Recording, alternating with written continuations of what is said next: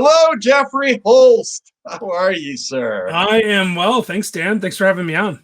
It's my pleasure. So, today I'm going to talk to Jeff Holst about how you can reach your financial freedom using the four-step method. And before we jump into that, I want to tell you a little bit about Jeff. And what I love in his bio is that Jeff is a recovering attorney. We'll learn more about that as well. So he's got 300 doors, 300 residential units, and several commercial properties. And something really fun about Jeff is he is the host of the Old Fashioned Real Estate Show, where it says they mix bourbon old fashions, but really where they just get blitzed and babble. That's what I heard about that show. That sounds right. Babble about investing. So welcome, Jeff. How are you, sir? Oh, excellent. I gave up bad days about 25 years ago, so pretty good.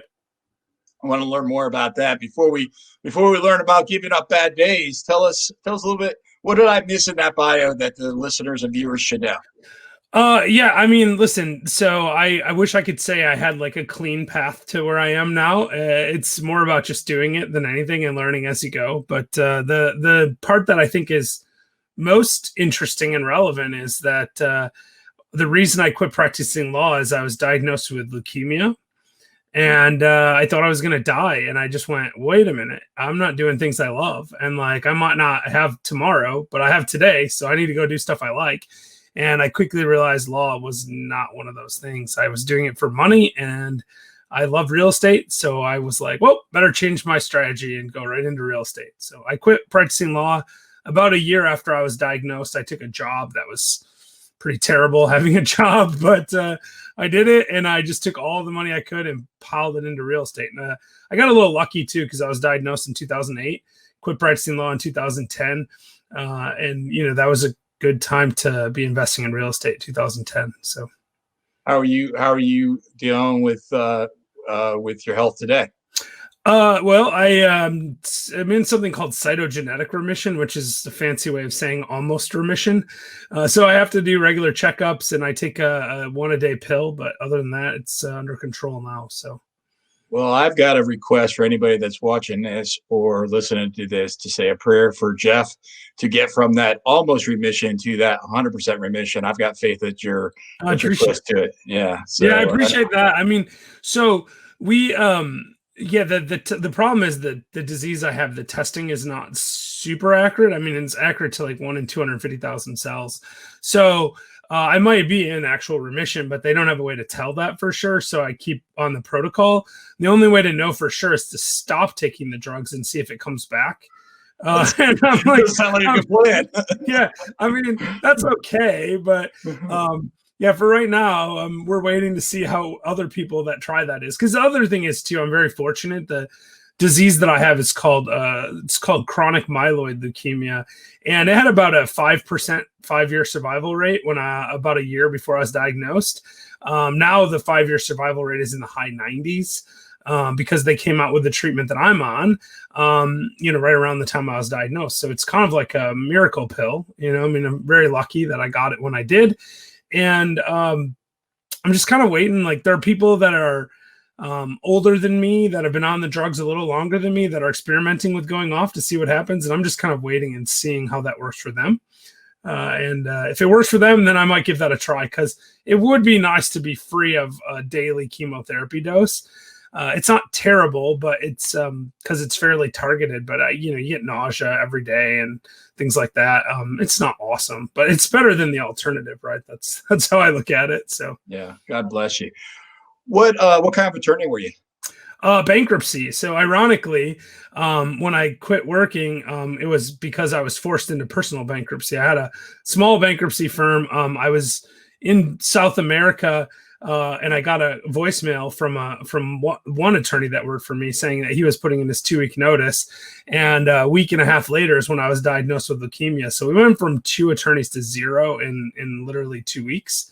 And then the overhead just buried me in debt. So I filed personal bankruptcy and quit practicing law and said, I got to do something completely different. So that's a bad couple punches at you in a short period of time. Yeah, well, right. And then if you remember, I said at the beginning, I haven't had a bad day in 25 years. This is right in the middle of that in 25 years. If it had been like the first week of giving up bad days, I'm pretty sure I would have probably cracked under that pressure. But having a decade or so to get used to a string of good days really helped. And in retrospect, that stuff has been really great. I mean, if I hadn't gotten sick when I did, I'd probably still be a sort of unhappy bankruptcy attorney. And, maybe I might have, reasonable resources and stuff, but I'd be doing something I didn't love. And the time that's the thing I love about real estate is you can create a life for yourself where you have the ability to spend your time how you want. I mean, last year, before the world shut down, I actually took an entire month off. I took the month of February off and I went to Africa. I spent a week in Ethiopia, about 3-4 days in Kenya, and then the rest of that time in Tanzania. And you went to the Serengeti Safari. I climbed Mount Kilimanjaro, the highest mountain in Africa. And, so, I mean, you do stuff like that I would never have been able to do if I was still practicing law. So Jeff, I want to get into the some tactical things in regards to that financial freedom. Before we do that, I want to point out for those of you that are watching and listening of something that Jeff just shared, of the gratitude that you just expressed, Jeff, of if I didn't get sick, then I probably would still be a miserable lawyer. And though I'm sure you didn't want to get sick, yet you've just expressed your gratefulness of, you know what, hey, this sucks, but guess what? I'd be a miserable attorney right now, and I'm really happy, and I have been for 25 years because I've been choosing it every single day. And I think that right there, if people listen to this right now, I want to make sure we don't step past that, because the way you're displaying that is just incredible. I want to make sure that we highlight that. I appreciate that. And I'll tell you, I mean, it's not a joke to say that really is one of the greatest things that happened to me, because it clarified a lot of stuff for me. Facing, impending mortality at an early age is actually really useful. I mean, I don't wish it on anyone. It's way better just to listen to me and go, oh yeah, I get it. Right. But sometimes it takes somebody forcing it on you, or God forcing it on you, I guess. Because the thing is, like, for me, I was uncertain in my faith. I was uncertain in what I wanted to do with my life. And, getting sick, I learned a couple of things really quick. I'm not even sure I wanted to, I really had any hopes or dreams. I'd had a pretty decent life before that. I'd done some cool stuff, but getting sick caused me to realize a bunch of things very quickly. I mean, there was about 2 weeks where I thought I was definitely going to die. I remember having these conversations, this was in September, and my dad said, well, if you make it till February, we can go to Australia. And I was like, I'm just hoping to make it till Christmas. Right. That's where my mind was for a few weeks, is I have a couple months to live. My white blood cell count was really, really high, way, way up. I mean, it was 258,000. So this is for medical people, they hear that, they're in shock, but it's, normal is 4 to 11,000. So it was way up there. And I didn't know much about it, but I had a cousin who died of a different leukemia a few years before that. And when she died, her white blood cell count had got up to about 150,000. So what I knew was I was way sicker than she was when she died. And I went, well, this can't be good. And we, like I said, I was fortunate in the type I had and the timing and all that. But, it just really clarified things. I mean, I suddenly went, okay, I don't want to die. 1, 2, I'm okay if I do die. I'm all right with that. And I was more worried about my wife than I was me at that point, because it clarified my own personal beliefs. And then the other thing that happened is it gave me an incentive to just go out and recognize you only live one time, and this is it. We were only going to be on earth once, and we got to go for it, and just got to do all the big things that we want to do, and stop saying someday I'm going to invest in real estate. And that was the thing for me. I loved real estate. I watched Carlton Sheets infomercials. When I was 15, I'd sneak out of my room at night to watch infomercials. I don't know what most 15-year-old boys sneak out of their rooms to do, but yeah, it was the one with the squiggly lines in the on the tube. Right. I'm sure I probably did that too, but and I probably just lost about 80% of the people younger than me, they didn't get the context, but I think you got that. Yeah, no, for sure, right? Yeah, I mean, those scrambled channels that you didn't have. Now it's just like you don't have access, like subscribe by pushing a button. But back then, like you got a scrambled version of it, and yeah. So I mean, I sunk out watching infomercials about buying money with no real estate with no money down, so I always wanted to do it. And I read Rich Dad, Poor Dad right out of high school. And I kept thinking, oh yeah, once I get established in my career, I'm going to start doing real estate, and I just never got around to it. And then I got sick and I went, better do that now. Gonna do it now. Let's talk about that, Jeff. So 300 residential units and several commercial properties. Yeah. So walk us back to 2000. Was the first, did you have 2011 is when I first started buying real estate. Okay, so take us back to 2011.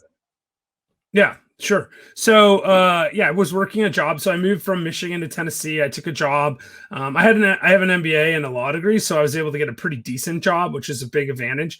But I had a negative net worth, right? I still had my student loans because they didn't go away in bankruptcy, and I had really bad credit because I literally just filed bankruptcy. This is like spring of 2011. In December of 2010 is when I filed bankruptcy. So we're talking about 10 years ago now.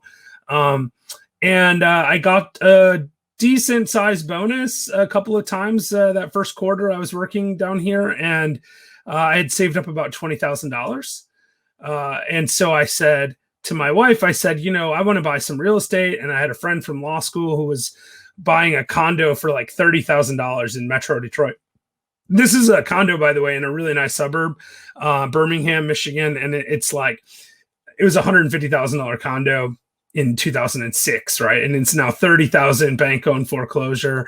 And so we just split it. We paid cash for it because I didn't have any credit. And I took $17,500 of my $20,000 savings, like all my net worth essentially, and put into that condo. And that's really how we got started. And we still own it today. It's a great little condo. We bought What's it worth today? What's it worth? It's probably right around 125, 140, something like that. Yeah, so we've done all right on that one. I'm not complaining. I mean, it's been nearly a decade now, but I mean, we actually got a mortgage on it for $50,000 a few years later, and then been amortizing it. So there's still tons of equity, and it pays for itself, and it cash flows. And we actually use that money to buy another one in the same building. So we actually have two in there, and we owe like $100,000 across two condos, probably worth $250,000 or something. So. What was your second purchase? What happened after that? Yeah, so I was out of money, but I had this condo, and I said to another investor that I know that had more money than time, I said, we found this deal. It's a duplex. Why don't you loan us some money and we'll go buy it together? So we my partner Travis and I each borrowed $25,000 from the guy, and then we all put $25,000 in and bought a $75,000 duplex. Still own that one too. Also in a really great area. I don't like to sell stuff. This is kind of a thing for me. I like to hold on to stuff if it's in a good area and it's working. And that thing's probably worth like $250,000, $300,000 now. I mean, it's just a great area on a double lot, and like cash flows like crazy. And we owe nothing on it, so that's kind of nice. So you borrowed your portion of the down payment from your partner. Yeah, and then you and your other partner relatively managed it. Do I understand that correctly? No, actually, I was living in Tennessee, and this property was in Michigan. So my one partner found the deal and had a property management company and had some of his own real estate that he was managing. And I knew the guy with money, so we formed a partnership, and the three of us bought this condo or duplex together. And like I said, we paid cash for it at the time. And it's been really good. And actually that third partner, the one with the cash, actually ended up loaning us some more money. It was 6% interest only too. So it was, now that sounds like a high rate, but at the time it felt really good. But even still 6% interest only is not bad, right? I mean, there's nothing wrong with that. And so we ended up borrowing a little bit more money from him. I think like $100,000 on another deal. And he would loan it to our company that we formed. We had an LLC, the three of us owned a third each. And so we ended up, that was the sort of the basis for our investments as we started doing those deals. And we ended up with, I think about 15 or 20 units, just using his cash. So there's a couple things that I want to pull out of that as well before we move on. I definitely do want to move on. Yet two things there. One is you either got time or you got money. If you could find the opportunity and you don't have one, you could always find the other. Would you agree with that, Jeff? Oh yeah, for sure. And in fact, in my case, if you think about it, I didn't have really the time or the money. I just knew people that had time, and I knew people that had money. I just put them together. Yeah, you were the connector. Yeah. So I mean, I think the lesson to learn from this is that it's possible to make money in real estate, period, regardless of your circumstances, if you're just creative and paying attention and you know, I mean, there's a lot of risk. Like you have to also protect your downside and you know what you're doing and all that. But it is definitely possible. You know, it doesn't, whether it's wholesaling or you know, or being a realtor or whatever. It's possible to make money in real estate a lot of different ways. So today, do you think that there's $30,000 investment opportunities? I mean, yeah, but I don't know if I want to buy them, right? I mean, back then the market was. Would you buy them if you were back then? Is that saying you wouldn't want to buy them in your position 10 years ago, or you wouldn't want to buy them today? I wouldn't want to buy them even in my position 10 years ago. Yeah, right. I just want to make sure that was clear. Yeah, I mean, I wouldn't want to buy them for me. It's actually easier for me to buy them now than it is for how I was 10 years ago because I can afford to lose $30,000. I couldn't then. I had but you're also smarter with more experience today, and that's so you have the context of that. Yeah, but you call better shots. Yeah, but looking back at it, like when we bought a $30,000 condo that used to be $150,000, it's pretty obvious in retrospect that was an overcorrection on the downside. Sure. There's very few markets, if any, right now that have overcorrected on the downside. Now we might see that coming up again, but we don't see it right now today. I mean, inventory is stupid low in all the markets that I track. Prices are really high, and you know that deal was $30,000, but the rent was $700 when we bought it. So it was like a 2.25% rule kind of thing. Now a $30,000 property, you know, you might get $400, $500 in rent, or maybe if you're lucky, you might get $600, but you're also talking about a property that frankly, if it's only worth $30,000 today, it's probably never going to substantially appreciate. Because it's at the top, right? I mean, there are houses that we used to buy, like when we were buying sort of lower quality houses and lower quality assets, we were buying houses in Detroit for $50,000 or $15,000, $10,000, sometimes $5,000. One house we bought for $500 in a tax sale, and it rented for $600 a month. I mean, it was insane, right? And we sold it for $20,000 a couple of years later without ever really putting any substantial money in it. But those properties that were $5,000 10 years ago are $30,000 now. And they get more rent now than they did then. It would have been $600 when it was $5,000 and now it's $800, but the return is much, much less on your equity at this point. Yeah. And you still have the turnover issues and the quality of tenants that are renting $700-800 houses in less quality neighborhoods are going to be harder on your property, and your costs are going to be higher as a result of that. So no, I mean, I've been, like I said, I don't like to sell things, but we've sold out of all of our like sort of, you know, hood houses, for the lack of a better term. We were 1031ing them when they got up to $30,000. We'd sell a package of 10 of them to somebody who wanted to be in that market. In fact, that's how we bought our second apartment complex. We sold 10 houses and bought a 32-unit building with the money.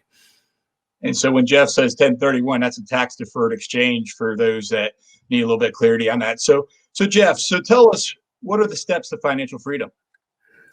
So for me, the first step is you just need to know what your number is. Like you need to know what your budget is. You need to know how much money you need to be financially free.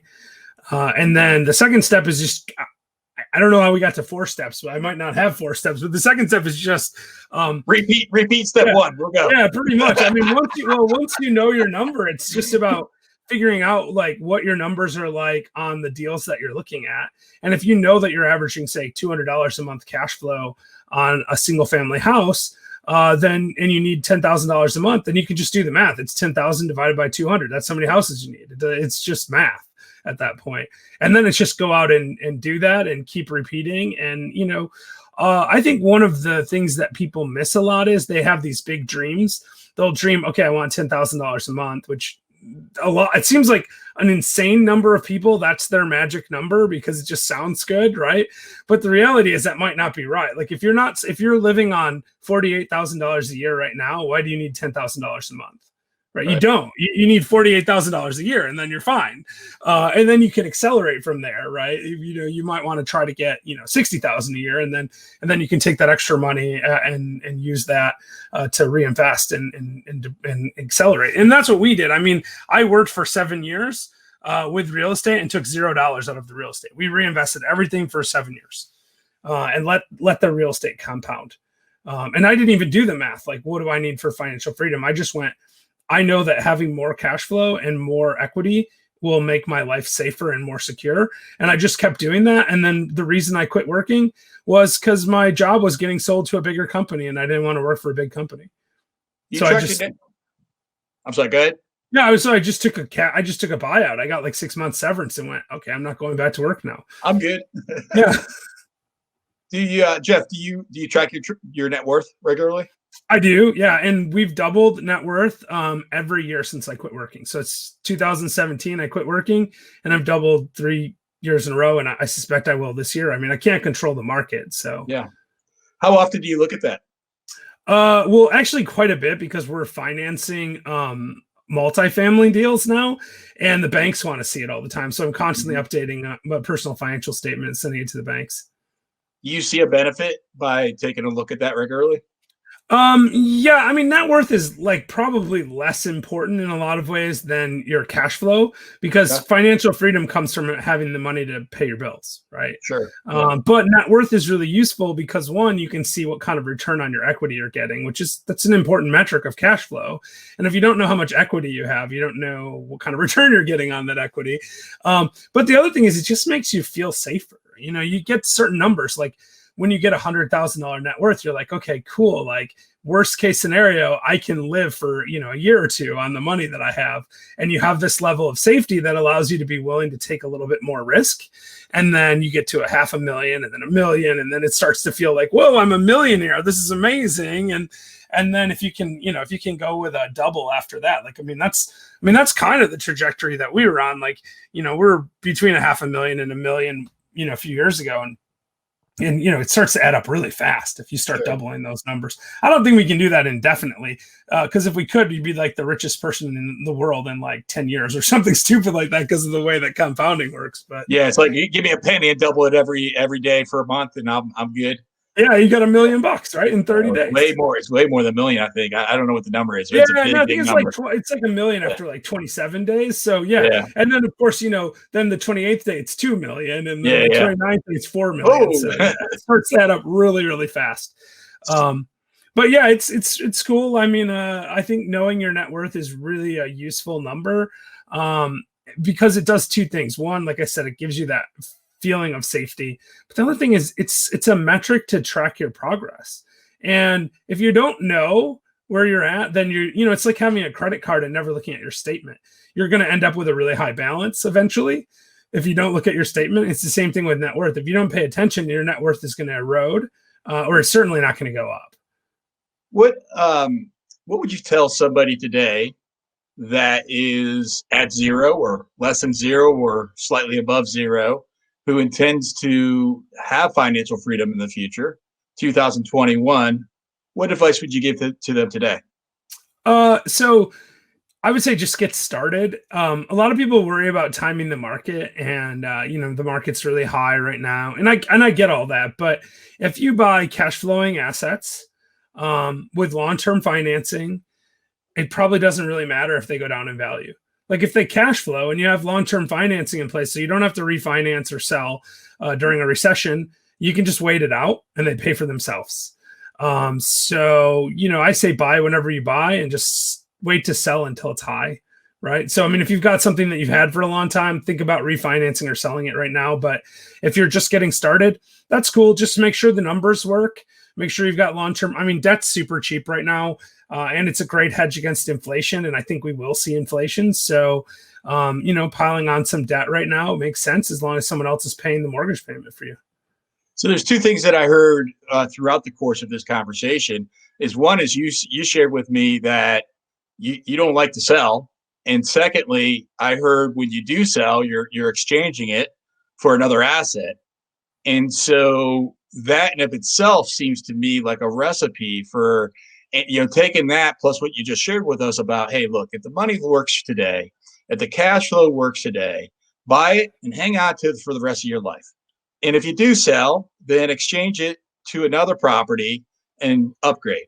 Yeah, I mean, because it compounds, right? So, Yeah. the risk is when you take money out of your business, your real estate business, is that that money's gone. It doesn't come back, right? So, Yeah. even taking your cash flow out slows your growth.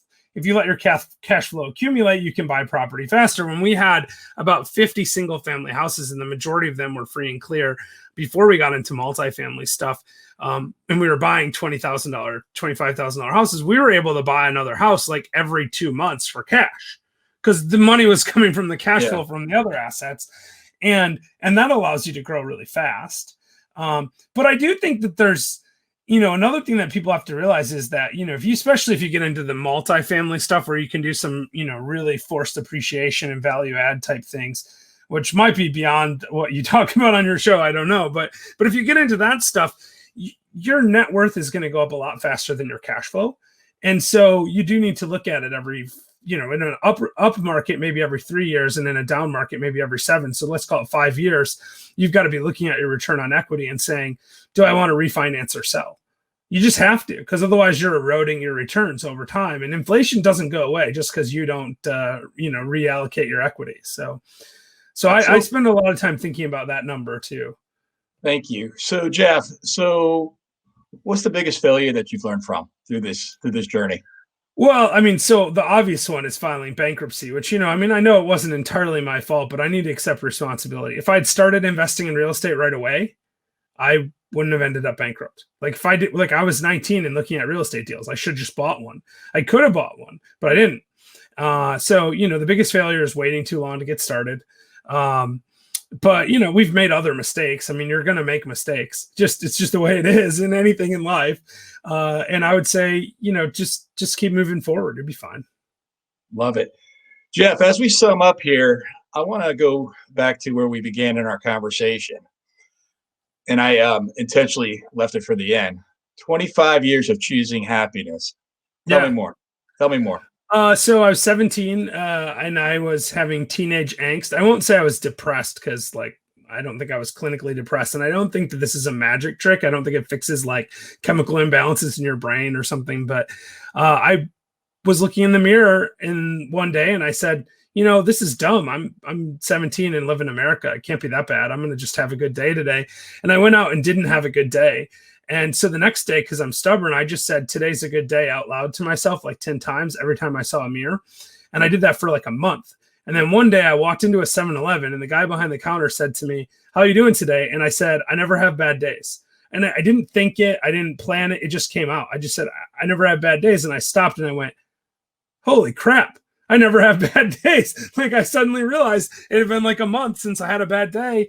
And since then, that's just what happens. And I've read science on this. So there's a couple of things. One is the reticular activating system and the Bader-Meinhof effect, which is your subconscious mind defaults to the familiar. So if you constantly look at positive stuff, then your mind starts noticing it more frequently, much like if you get a new car, all of a sudden it seems like everyone has the same car as you. Same thing with good and bad. I mean, good and bad stuff happens to me, happens to everyone. It probably happens to everyone every single day. The trick is just to focus on the positive and sort of embrace that. And then when really bad stuff happens, your brain is kind of trained to look for positive. I got diagnosed with leukemia. That's objectively a bad thing. But I was in the hospital and my brother came in. He said, hey, I bet today's a bad day. It was almost like a game with him, and I'm like, well, actually I was diagnosed at 10 at night. So most of the day was good. So not really. And then the next day, that's really how I thought about it. And then the next day was a little bit harder because then I knew I had leukemia the whole day. And it was about 2 p.m. And this nurse came into my room at a shift change and she looked at me and she said, oh my God, Jeff, I'm so sorry to see you here. And I recognized her and I said, oh my God, Shelly, I'm so happy to be here. And I was legitimately happy because this was a babysitter of mine that I hadn't seen in a decade. right? Since I was like 7 or 8 years old. And I was like, or maybe like 15 years old, let's say something. It might have been 15 years since I'd seen her. And I was just really happy to see her. And my brain was going, this is so great. You get to see Shelly. And it wasn't thinking about, I might die. And even when I was thinking about that, I was like, well, at least I got to go to South America last month. Like I got to see the Amazon rainforest and go to Machu Picchu. Like, and I have a good house and my pets love me and my wife loves me. Like it could be worse. If I die, at least I had a good life.